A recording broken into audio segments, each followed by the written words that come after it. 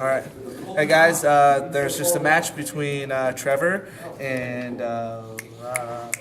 Nick. There we go. Yeah, I got it out. And how do you guys feel about the match? Megabug was a house. Like, I'm always going to lose to that card with this deck, so. You think so? I agree, yeah. All right. And what were you running so everybody understands what walls. I was playing 2 rallies and a pile of blocker skirmishers, and the idea is to just control the board until I can either rally and win or use one of my big double breakers to win. All right. And what were you playing? I was playing green-black Megabug, sorry. Kind of trying to go for pumping up the Megabugs and just taking out the defenses, and then there's other cards in there to just take out their defenses. All right. And so, like, a weird little thing I noticed about your deck, a lot of people wouldn't run it the way you did. Darkness Nature deck normally doesn't run a Black Feather Shadow Abyss because the soft removal kind of doesn't go with the Black Feather, but you kind of went aggressive with your green. Why'd you put that in there instead of putting like the Great Arena? Oh, Great Arena was an option, but I really didn't feel like I had too many creatures that were 5,000 or above in there, because it was more about powering up the smaller Megabugs and swinging with them. So there's more creature destruction than there is high-powered creatures. All right. And on your end, what do you feel your deck was lacking to win that battle? I probably should not have played my rally as mana early on in the game. I thought about running one of my 4-drops into the mana instead. Like, as far as a game plan, I think more Death Smokes would be good. Like, being able to answer that bug every time was an issue. Okay. So one of the turns in that match, I realized you had a tap card, and you were tapping. You tapped his Megabug, the 3-eyed Dragonfly, Right. and he had Black Feather out. Oh. That was his draw power. Yeah, I definitely could have murdered the Blackfly that turn. Yeah. The issue was I needed to tap down his Rupture Spider as well.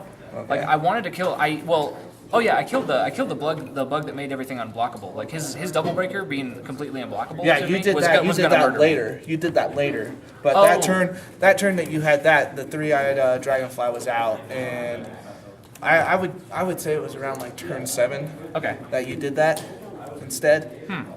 So, I wasn't did you super when? worried about the Blackfly. It seemed like he was only drawing a card maybe once every 2 turns ish. Yeah. Like I was not having to block a lot at Yeah. that point. So like it was a consideration, but the Dragonfly seemed like it was going to power up his guys to the point where I was actually going to have to start losing walls Okay. instead of just eating guys. All right. And then, so you guys, if that battle went on again, do you feel like you could win again, or do you feel like you think you would struggle now that he knows your deck? I think I might struggle a little more, but I could still win it. I mean, it's all up to the draw, and, Yeah. you know. And what do you think? So, what about Great Arena instead of Black Feather? See, you're running things like let me give you an example. You're running things like Xenomantis, right? Rupture Spider. Just like right there, you would have gotten Dark Scare Adorable. Right there, just off of that, you would have gotten more draw power off of them with the Great Arena than you did with Black Feather Shadow Abyss. And that draw power, especially in this deck, would really help. I'll definitely consider that. Yeah, and then you have other mega bugs in here. You have Deathblade Beetle, and Launcher Locust would give you draw power because you have Launcher Locust out. So instead, like, these are 3 cards you played that would have given you, So that it's something to consider. It would help your deck a lot in that strong little suit. And since you're trying to bypass their defenses, you build up an army and you have your little defenses here and there. You build up your army and then you can be like, well, all my stuff's unblockable, so now I can bypass your defenses. And that's kind of what this deck is meant to do, I'm guessing. So that given the draw power, it gives you more options and buys you more time to build up that army to make sure like something like walls can't do anything to you. Okay. And then on your hand, Oh yeah, this is hot garbage right here. This is hot garbage. This it's is dry it's a run. good combo. Okay. It's not. You probably need marrow ooze in here. You're running Grave Scrounger. I'd probably get rid of him on the flip side of that. I have an unreasonable attraction to that card. I really like the idea of having a card advantage engine. Yeah, it's definitely a good card. It wants to be played. As one of my friends once, when he saw that card, he was like, that card has potential and wants to be played. That's about it. That's pretty much what I said Yeah. the first time I saw it. Like this is the second deck where I've built where I've been like, okay, this is a Grave Scrounger deck. Here we go. Make it happen. I mean, you guys could leave comments down below. Grave Scrounger, what do you guys think about that card? Palladio, that card's insane. You can make an aggressive aggro deck with Palladio. Yeah, for sure. Like I would like to be a little more focused on my Storm Patrol, but Yeah, would you? So, playing this deck right now because you had a lack of Rally the Reserves. it was my own fault for playing to this mana, though. I figured I might draw. I only have 2 in the deck, and I was like, I can draw the other one later. I don't need the rally to win, but it sets up a certain win at one point. All right. Like I don't know. You want to keep the camera going between me and him? Yeah, for sure. Okay, so would you rather have what you call it? So would you rather go aggressive now that you played the Rally the Reserves deck, or would you rather go with the defense? Do you like having that defense? I kind of like having the huge defense. I played against blue red aggro in the match before, and like I just couldn't lose. I was like, okay, here's Okay. wall.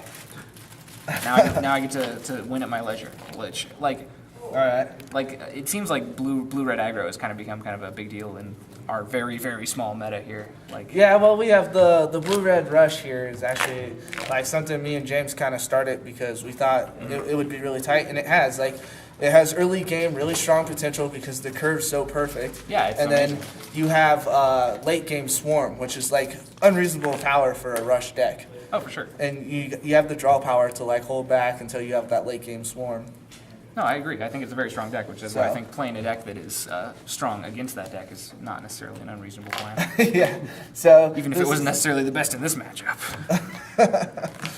in this thing, I feel like if you went with smaller blockers in this deck, if you went with smaller blockers, 4 and below, so Yeah, I don't Marrow think Ooze, things like that, you rush those in, and then you had Rupture Spider, for instance, which is a really strong. Rupture Spider is pretty strong. Rupture It's this could probably- 6,000 Yeah, right here. I've got a couple. And- it didn't quite make the cut because I wanted more skirmishers. So Oh, I wanted okay. to be like I was more. I guess I was really focused on this being a skirmishing deck, All right.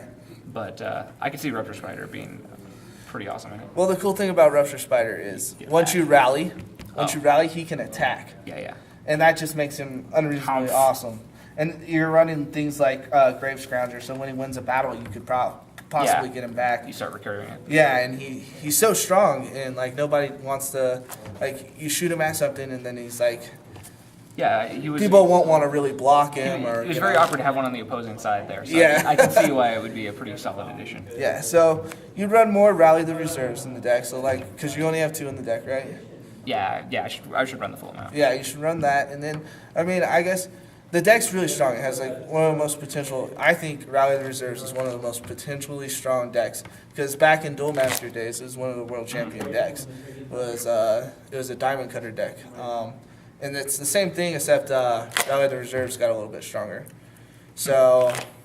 Because now they can attack creatures, they don't just attack players, which just makes it unbelievably awesome with things like Rupture Spider. Yeah. Because you drop this and that's a plus 2,000. It's amazing. Yeah.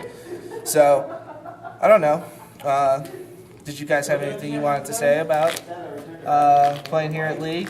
I mean, we got 8 people. Have you guys enjoyed playing here the last Oh few yeah. weeks? Yeah. Definitely. Yeah. It's an awesome way to get promos, get a little more practice, refine your decks, trade with people. It's pretty cool. For sure. And we got this is Nick, guys. He's been doing our posters, everything. I mean, not our posters, Playmats. our playmats and everything. He's totally into the game.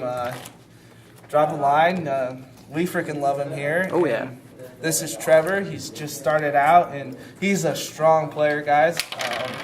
I really like Trevor's play style. He came straight from Magic, so thank you for watching the video. And this is Denver Kaijudo. Peace out.